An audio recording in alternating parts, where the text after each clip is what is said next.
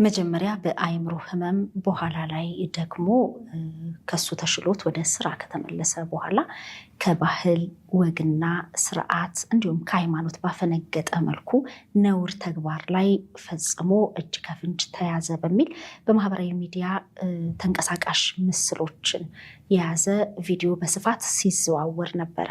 ጋዜጠኛ ሶፎንያስ ዋሲሁንን በተመለከተ ከወራት በኋላ ደግሞ በትላንትናው ዕለት ከህመሜ ተፈውሻለሁ፣ እግዚአብሔር መልካም ነገር አድርጎልኛል፣ አንገታችሁን ያስደፋኋችሁ ኢትዮጵያውያን ይቅርታ አድርጎልኝ ሲል በማህበራዊ ሚዲያ ገጹ በተለይ በፌስቡክ ገጹ ላይ ለቆ ነበረ። ኋላ ላይም የኢትዮጵያ ህዝብን ይቅርታ መጠየቁን የሚያወሳ የስልክ ልውውጥ አዳማ ካለ ወጣት ጋር ማድረጉም እንዲሁ ተለቆ ነበረ። አሁን ይህንን ቀረጻ ከማከናወናችን ከሰዓታት በፊት ደግሞ እናቴ ሰላምዬ ጠፋችብኝ፣ ሞተችብኝ የሚል ይዘት ያለው ጽሑፍም አጋርቷል። የጋዜጠኛ ሶፎንያስ ዋሲሁን ቤተሰቦች እውነታውን ለማስረዳት እናት እትዬ ሰላምም በህይወት መኖራቸውን ለማሳወቅና ያሳለፉትን የገጠማቸውን የልጃቸውን የጤና ሁኔታ ለማስረዳት እዚህ ስቱዲዮአችን ተገኝተዋል። በያላችሁበት ቆይታ እንድታደርጉ በአክብሮት ጋብዛለሁ። እንኳን ደህና መጣችሁ እትዬ ሰላም። እንዴት ነዎት? እስቲ ራስዎትን አስተዋውቁልኝ። እኔ ያው ሰላማዊት ትሩ ይባላሉ፣ የሶፎንያስ እናት ነኝ። አሁን ለሚወራው ወሬ ያው በህይወት አለሁኝ፣ እግዚአብሔር ይመስገን። ይሄ የእሱ ችግር የአእምሮ ችግር ስላለበት እንደዛ ብሎ ነው ያስወራውና በህይወት አለው፣ እግዚአብሔር ይመስገን። ከወራት በኋላ ነው አሁን በማህበራዊ ሚዲያ መልእክቶችን መልቀቅ የጀመረው። እርሶ ጋር ነበር? እርሶ ቤት ነበር? እኔ ጋር ነበር። አመት አልፎታል እኮ ይሄ ባርቦራ የሚባለው በሽታ ሲጀምረው እኛ አናቅም። በቃ ይሄ የጉርምስና አለ አይደለም፣ የጉርምስና አነጋገር እየመሰልን በቃ ኧረ እባክህ ተረጋጋ፣ ያነጫንጨዋል፣ ልማታ ይላል። ለካ አላወቅንለትም ነበርና የአእምሮ እነዚህ እንትኖች አሉ አይደለ፣ እነሱ ሳይኮሎጂ የሚያጠኑ ኧረ ለምን አትወስዱትም? የአእምሮ ሕክምና ያስፈልገዋል፣ እዛ ብትወስዱት ይሄ ልጅ ይድናል ብለውን ይሄን አማከሩም። በአጋጣሚ ያው ስፖንሰር አግኝቶ በመሃል እንትን ተኝቶ ነበር ስጦታው፣ ለ1 ወር ተኛ። እዛው ክትትል ሲያደርጉለት እውነትም ደህና ሆነ። ደህንነቱን አረጋግጠው ደግሞ በተመላላሽ እየሄደ መድኃኒቱን እንዲወስድና እንዲድን ነበር ሀሳባቸው።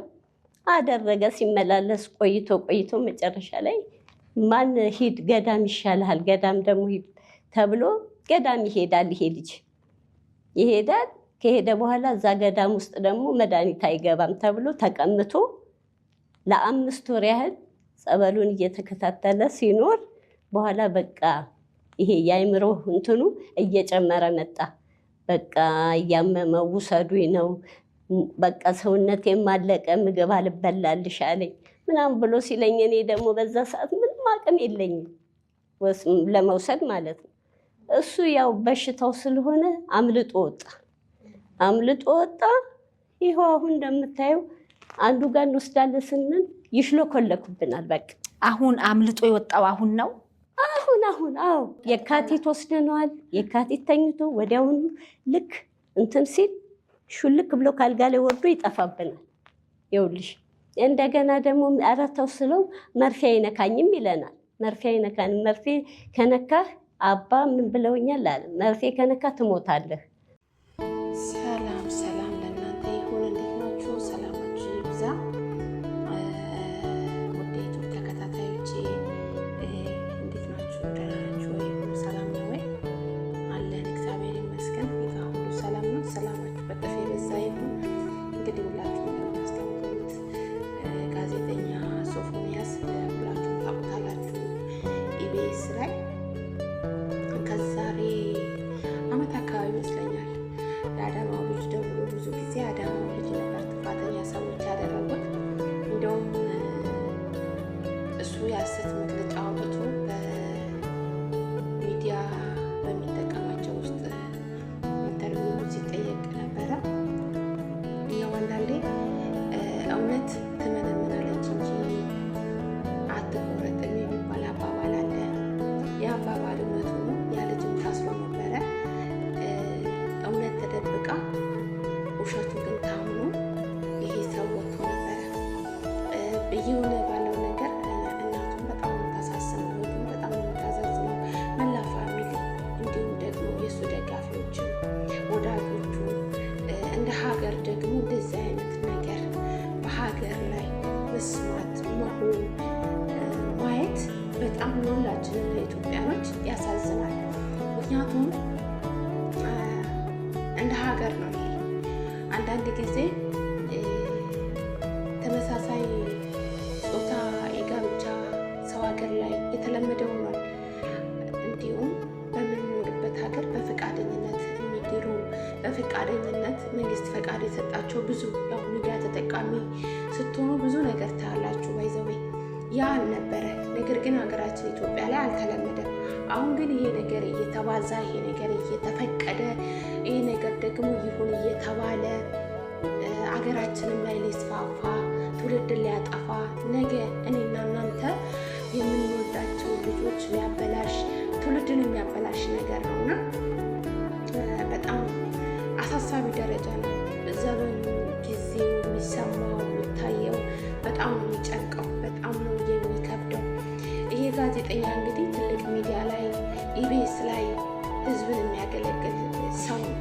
እንደ ታዋቂነቱ ደግሞ ብዙ የሚጠበቅ ብዙ አስተማሪ ነገሮች ከሱ የሚጠበቅ ብዙ ጊዜ ደግሞ ያው ዲፕሬሽን ውስጥ እንደነበረ ጭንቅላት ህመምተኛ እንደነበረ በራሱ አፉን ሲናገር ነበር። እንዲሁም ደግሞ እናቱ ቀርቦ ሲናገሩ ብዙ ነገር ሲሉ ነበረ። በአሁኑ ሰዓት ግን በጣም አሳሳቢ ደረጃ የራሱ ያለበት ነገር ወደ ጭንቀት እንደጋረደው ራሱን እስከ ማጣት ድረስ ራሱን እስካለመሆን ለቤተሰቦቹ ፍራቻ እናት ልጇን ስትፈራ ከባድ ደረጃ ላይ ነው የሚገኘው።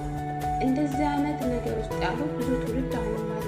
እንደዚህ አይነት ስርዓት ያሉ እንደዚህ አይነት ነገር ያሉ ምናልባት ይሄ ሚዲያ ላይ ስለወጣ ሚዲያ ስላወቀ እንዲሁም ያ የአዳማው ልጅ በተለይ እሱ ለማጋለጥ ስለፈለገ እሱ ደውሎለት ብዙ ነገር እንዳወራው ያው አንዳንድ ጊዜ ስታወሩ ያስታውቃል።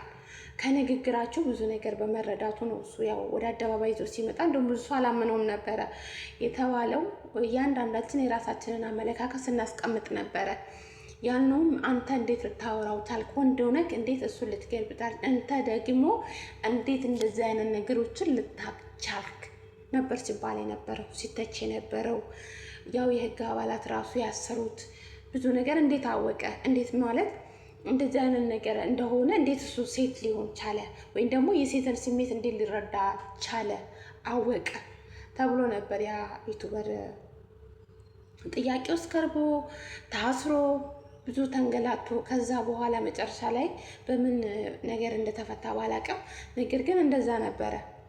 ዛሬም ግን ይሄ ሰውዬ ደግሞ በእንደዚህ አይነት ቪዲዮ ሲመጣ ጠፍቶ በእንደዚህ አይነት ሲከሰት ብዙዎቻችንን የሆነ ምን ላይ ነው ያለ ነው?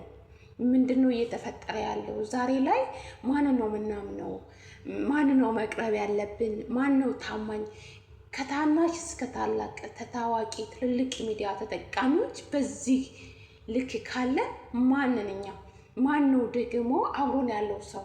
በጣም ከባድ ነው ጋይስ፣ በጣም ምክንያቱም ይህ ሰው እንደ ሀገር ትልቅ ቦታ ያለ ሰው ነው። በደረጃ የሚያገለግል ጋዜጠኛ፣ የተማረ ብዙ እንደዚህ አይነት ነገር ውስጥ የረከሰ ቦታ ይገኛል። ማን ብሎ ያስባል? ማንስ ያምናል? ለማመን ራሱ ትንሽ የሚያዳግተን የሚከብደን በጣም እኔ እንጃ አላቅም፣ ግን ከባድ ነው ስሜቱ። ለቤተሰቦቹ ምን እያሰቡ እንዳሉ ምን ይሆናል እና ደግሞ ትፈራላችሁ። አንዳንድ ነገር አዲስ ሆኖባቸው አያውቅም። ባይዘዌ በአሁኑ ሰዓት ላይ የምንሰማው የምናየው ነገር ሪሊ በጣም ከባድ ነው። በጣም ከምናስባቸው በላይ ነው። እኛ የማታስቡት ነገር ሆኖ ታያላችሁ። ለማመን የሚከብዳችሁ ነገር ሆኖ ታያላችሁ። እና እግዚአብሔር ከእንደዚህ አይነት ነገር ይጠብቀን። አገራችንንም እግዚአብሔር ትውልዱን ይጎብኝ። ከባድ ነው እና ለቤተሰቦቹ፣ ለእናቱ፣ ለተጨነቁ ወዳጆቹ እግዚአብሔር ይድረስላቸው። ለእሱም ደግሞ አንዳንድ ጊዜ አይቻልም የተባለ ነገር ግን ያው ከባድ ነገሮች እሱ ያለበት ነገር ከባድ ነው። ያው አሳሳቢ ደረጃ ላይ ነው። ለቤተሰቡ ስጋት ነው። ቤተሰቡ መቀመጥ አልቻለም። እናቱ ቤት መኖር አልቻለችም። ዛሬ መጣብኝ፣ ነገ መጣብኝ፣ ያው ራሱን ስቷል። አይ ነው እሱም ደግሞ ከባድ ደረጃ ላይ ነው ያለው እና እግዚአብሔር ይድረስላቸው ነው የሚባለው። በጣም አሳሳቢ ነው። እግዚአብሔርን እንደ ትውልድ አሳሳቢ ነው፣ እንደ ሀገርም ደግሞ አሳሳቢ ነው። ነገ ትውልድ ከዚህ ምን ይማራል? ነገ የሚመጡ ልጆች ከዚህ ምን ይማራሉ? ከትልቅ ነገር ዛሬ ሚዲያ ላይ እንደምታዩት ነው። ብዙ ተከታይ ያላቸው ብዙ ታዋቂ ነኝ የሚሉ ብዙ በቃ የአስፈላጊ ያልሆነ ነገሮች ውጭ ሀገር የምናየው ዛሬ ሀገራችን ላይ ሆኖ ነው የምናገኘው። ዛሬ በውጭ ሀገር አይተን ጉድ ያልነው ሀገራችን ላይ በቃ ተደርጎ እንደተፈቀደ አይነት ነገር የሚታይበት ዘመን ላይ ነን እና እግዚአብሔር ይሁነን ነው የምለው። በጣም ከባድ ነው። ለሶፎንያስም ደግሞ ቤተሰቦች እግዚአብሔር ይድረስላቸው ይሁናቸው። እሱም ደግሞ ባለበት ደረጃ እንግዲህ አሁን ላይ ምንም ላይ እንዳለ እናቱ እንደተናገሩት የትም ነው ያለው። በፍርሃት ነው እነሱም ያሉት። ሐኪም ቤትም ደግሞ ከሄደ መርፌ ከተወጋው እሞታለሁ ትሞታለህ ተብያለሁ።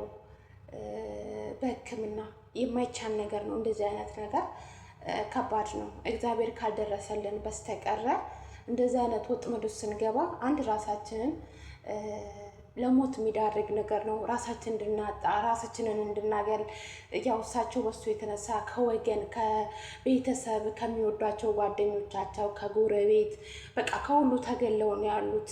የእሱ ቤተሰብ የእሱ ፋሚሊ የእሱ የተባለ ነገር ሁሉ ከባድ ነው። እንደዚህ አይነት ነገር ደግሞ በዚህ ጊዜ እሳቸው ትልቅ ሰው ሆነው ይሄንን ነገር ማሳለፍ በጣም ከባድ ነው። በቦታው ላለ ሰው ደግሞ እንዴት ይከብዳል። እኛ ለምንሰማው እንዲህ ከከበደን ለዛ ደግሞ ለእናት በቤተሰብ በጣም ከባድ ነው እና ከባድ ሁኔታ ላይ እንዳሉ እሳቸውም ተናግረዋል። ለእሳቸውም እግዚአብሔር ብርታት ያግኙ። በመጦሪያቸው እንደዚህ አይነት ስቃይን ማሳለፍ እንደዚህ አይነት ከባድ በልጅ መፈተን ማለት እሳቸው ሌላ ኢንተርቪው ላይ እንደተናገሩት የእሳቸው ደስታ እሱ አግብቶላቸው ወልዶ የእሱን ልጅ ማየት። እናት አንዳንድ ጊዜ ከእናንተ የምጠብቀው ነገር አለ።